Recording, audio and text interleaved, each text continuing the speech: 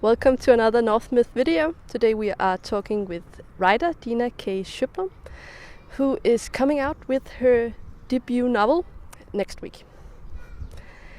Ragnarok, Between Worlds. You already hinted that we are in the realm of Norse mythology here. So do you want to explain how your book sort of stands out in this universe compared to other books? I think it stands out in the term that it's in a non-Nordic country. It's set in Iron Age Scotland, at least in the time travel part. And I think that differs a bit from the whole Norse mythology, as we tend to associate the Norse mythology with Scandinavian countries. So it's a bit of a twist, although I think that Norse mythology shouldn't just be like a Scandinavian brand, because it has a lot of similarities to paganism in general, and it's actually very interesting because when you look at the prehistoric sort of tribal cultures, they have a lot of parallels with Norse mythology, especially the pictures people, and that's how the whole idea came to be. I started wondering, okay, this is kind of interesting that I can recognize some of the things. Maybe there was like a connection that needed to be explored. Yeah. Mm-hmm.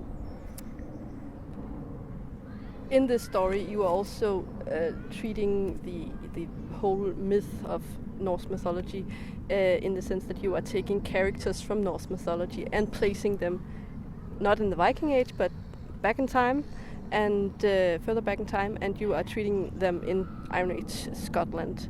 So have you met any sort of resistance to this?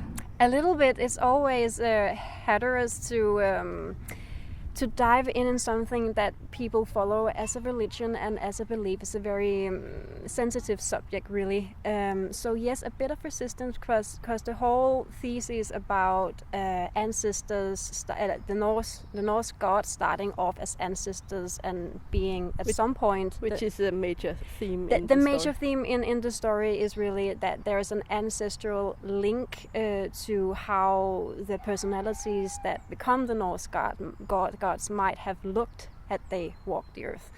And of course, if you are an Asetro and lives by the religion that the Norse gods are the Norse gods, then it's not that they exist and they affect the world. Yes, then it's not a popular approach to say, well, they were once humans, because you can't really prove it, and it's I can see why there would be some resistance to it, but I think we are dealing with fantasy here. We're dealing with fiction, and that's the beauty of fiction, that you have certain liberties to interpretate, and it is myth, as the name itself sort of indicates, Norse mythology. So it is myth. There are stories, there are things that can't be explained, and that's what I love most about the Norse mythology, that it's mysteries. The sort of blanks where you can wonder and give your own interpretation of how things might add up. Yeah. You have a pretty badass main character who is sent back in time to this male-dominated Iron Age society in Scotland. Where do you get that inspiration for such a strong female character? First of all, I figured that if you are to send a person back in time, in a time that's really violent and very male-dominated, then I figured that she ought to have some sort of skill to take care of herself, because it is rough, and that's what I try to decipher in the book as well. If she doesn't just want to be taken as a slave or exactly something. If she wasn't going to have the underdog role from the beginning, I figured that she had to have some sort of physical advantage, at least to sort of make her endure the task and the approaches from the men. And the inspiration, I come from a martial arts family myself, and have been practicing martial arts for about 12 years. I'm not nearly as badass as she is at all, but the inspiration is a combination of the girls I've met during my training, some of the girls I've looked up to, and she is, as it tends to be in stories, a bit more an extreme example, because there are martial arts, and then there's mixed martial arts. And the mixed martial arts is something that you typically see with television, you know, in the cage, in the ring, Ronda Rousey. No rules sort of no thing. rules. It's like for knockout or until you tap out kind of mentality. And I like that extreme approach to it, because I thought, okay, if we go with that sort of approach for her to be really, really badass and be used to a certain level of pain, of endurance, of being exposed to physical opponents. Yeah, exactly. Opponents that and the thing about male opponents too. Male opponents, because the thing is, when you practice martial arts, it's gotten better, but overall it's you practice with men, and the men are stronger than you. You have to figure out how you're gonna manage, because most likely if you get assaulted, it will be by men. So you have to figure out how you're gonna do if there's somebody standing in front of you and he's bigger, he's taller, he's stronger. You have to make do with what you got, and that's what I tried to do with her. Make her badass, strong, but also clever in tactics as to how to use her skills at an optimized So she level. had to be able to handle these brutes. Yeah. Why did you want to write this novel? It's a time travel novel. It's in Scotland. It's Norse mythology. It's sort of a lot of mixed tropes or genres. It's history versus fantasy. So why did you want to write this story? I always had a passion for historic fiction. Always had, also when I read books as a child, I loved sort of absorbing myself in them so much that I could almost taste, smell and feel that I really was there. And that passion, I think, has transformed into writing, where I really want to make it as authentic as possible. And I think there's Scotland and there's the time travel thing. I think naturally there will be some inspiration from the whole Outlander universe, and I think when you look at the cover with the stones and everything, that you get that association. Because you are an Outlander fan. I'm an Outlander fan, definitely I'm an Outlander fan, and I've tried to make it my own twist so that it's not just a rip-off, also because the stones, they play a part, but it's not as it is in the Outlander universe, and the whole it's another twist on the stones. It's another twist, and I have researched a lot with the whole Norse mythology and the old Scottish societies and the Highland Scotland, the tribal societies, and I just thought that's exciting. This could be so exciting too, because we know that before it was like the official Norse mythology as a religion in the north, or as we know it. It made me start wondering what was before that. What could have what sort of events or personality could have sort of sprouted the myths. Yeah, exactly. And as I said before, there were some parallels and similarities that was just too interesting to ignore. So that's basically the combination. And again, I think that one thing is to write about history, as in just in general, but I really like the perspective of it from a modern point of view, and that's why I fell in love with the whole time travel idea, because you get to see history from a modern perspective and the questions that you would ask as a modern person. If, to say, some women were eager to travel back in time, whether it be to Jamie Fraser or to the Norse gods, do you have any advice for them? Learn martial arts. Yeah. I'm not sure really, because I don't. It's again, we're back to the fiction part, because I was prepared, because I wrote the story. Yeah. But I think the whole, travel back in time, not knowing what you'll get into, not knowing the people you'll meet, and in the book as well, the first encounter she has with anyone is this time as someone who's trying to assault her, because there's like this culture clash right away. And so advice, make sure that you can take care of yourself, maybe learn some weapon skills as well, because martial arts are good, but if there's a knife, then it's tough luck, pretty much. Weapons in general involved. There's also like a political twist in the book as well, because when she first arrives, she's in the beginning of the book, she's a very angry character, and she has a lot of temper that sort of brings her into situations that's not always that good for her. And I think so another advice would maybe be be a bit diplomatic and sort of, like read the land and the people in it and have respect for their king or their leader or their chief or whatever it is. Yeah. But on the other hand, it's her sort of, her temper and her very directness that also gets her out of the classical boxes. Her noticed. It gets her noticed and it gets her out of the classical, well, you're just a woman and you do like this because we tell you so. Yeah. So, yeah. Advice, we're back to the be able to take care of yourself if you travel back. Learn to give a punch. Exactly. Or learn where to punch. Yeah. Yeah. When and where. Yeah. That's good advice. Say if you were the one going back and meeting these Norse gods, who would you like to kill? Who would you like to marry? And who would you like to befriend? I know that you're married, but okay. Yeah. play along. In fictional world. Yeah. Okay. In fictional world. Yeah.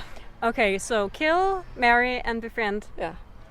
I would. That's a tough question. Because there's none of them you want to kill, or because? No, I'm thinking tactics here because I think it would be very dangerous to kill Odin.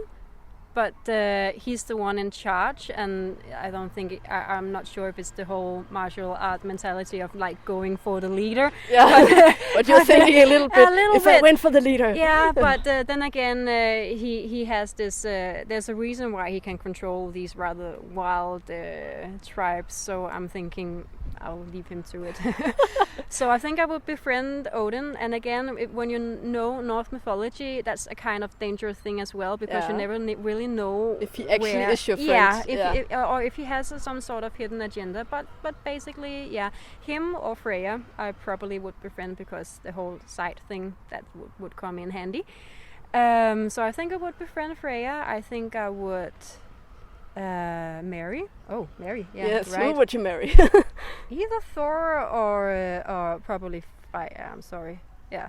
Freya or Thor. Yeah. Where they are very muscular in your. Yeah, they're very masculine. Of course, Freya has the whole, advances with the love making, and that's always nice. But I think maybe I would have to share him with a lot of other women, which in my modern mind wouldn't be so nice. Yeah. So I think I would have to go with Thor, the god of thunder, despite of the temper, and but I like a big muscular man. So I'm like, okay, yeah, marry Thor, befriend Freya. And kill, who would we kill? Maybe Loki.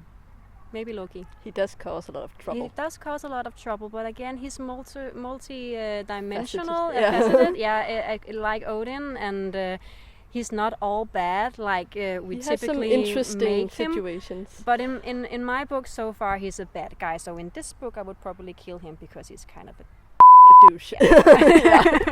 So I'm gonna bleep that out. Sorry. I think that sounds reasonable. Okay. This is your first novel, so what can we expect from you in the future?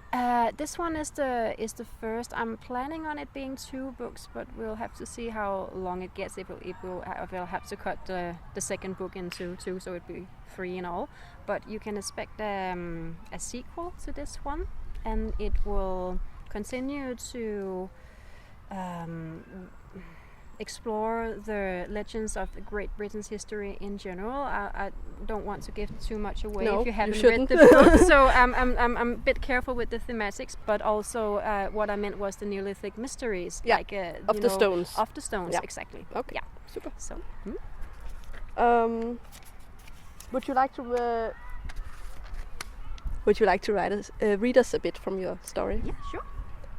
I thought a lot about what paragraph I was going to read to you, and I figured that everyone knows Thor, everyone knows Odin, so that was the 2 that was sort of in an interesting way to see what kind of and it's view you put on them. So I'm gonna read to you a paragraph where it's my interpretation of Thor, that he has a special ability on canalizing the energy from lightnings. And without giving too much away, if you get struck by lightning, and that's a real life thing, you get a scar that's shaped like the energy, sort of like a fractional pattern. If you survive it. If you survive it, yeah. And a disclaimer, it's very dangerous, so don't get it for like don't get tattooed by lightning. Yeah, exactly. Don't do that.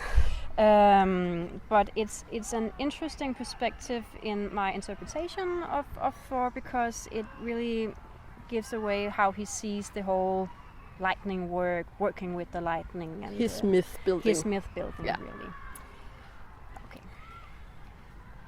Let's see here. Okay. Yeah, here you go. They are lightning scars, he said, his gaze dropping shortly towards his skin. My eyes retraced the scars on his encouragement, only to realize their extent. They were everywhere. Still, it didn't seem to make me any wiser. His lips pursed impatiently at my frown. Blisters from lightning strikes, he then continued. I felt my brows shoot up my forehead in disbelief. You've been struck by lightning? The words burst from me before I could stop them. He barked again, and the flirtatious gleam in his eyes disappeared as I went from possible conquest to a silly girl in a blink. But I was too distracted to care. Blisters, burn marks, there were so many of them. Surely, if that was true, he should be dead. How is that even possible? His shoulders stirred in what could barely be called a shrug, but this time there was a hint of amusement playing in the depths of his beard. Aren't they painful? I knew my bluntness was only fueling the unflattering light on myself, but I couldn't help it. The big man snorted. Pain is a small price for the gift they represent. Another reply that sprouted more questions than it answered. What was it with these people? Which is, I urged on. Tombalia shifted his weight to one foot, eyes narrowing as he looked me over. I recognized that look from Heimir, the one where they were trying to estimate whether I was some level of slow-witted. Then he made a brusque sound in the back of his throat that could mean a bit of everything. Lightning is one of the mightiest forces of nature. It cuts through stone and opens the ground at will, the very manifestation of heaven and earth combined. He wrung the apron off his front, a movement that seemed ridiculously mundane for such a large man. Slowly, he equalized the distance between us, straightening to his full height as he did. And like all forces of nature, he came to a stop in front of me. It can never truly be controlled or tamed, not even by me. So this was Dina. If you're interested, we will link to her book in the description below. And we will be coming out with a review of her book also. So stay tuned for that, and subscribe if you like. And we'll see you soon. Bye.